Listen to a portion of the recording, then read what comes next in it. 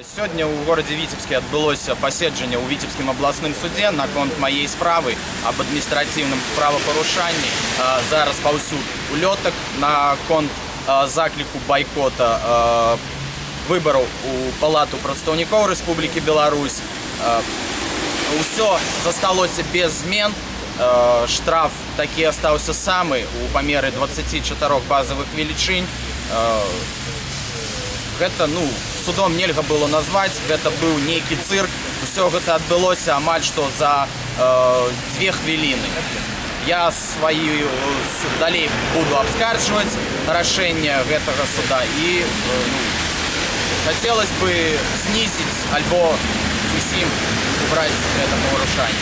Адразу на працы прыйшла папера, што за мною адмовілі працягнуць кантракт. Зараз у дадзены момант я не працую, быў зволены, і як выплачваць такую суму, я не ведаю.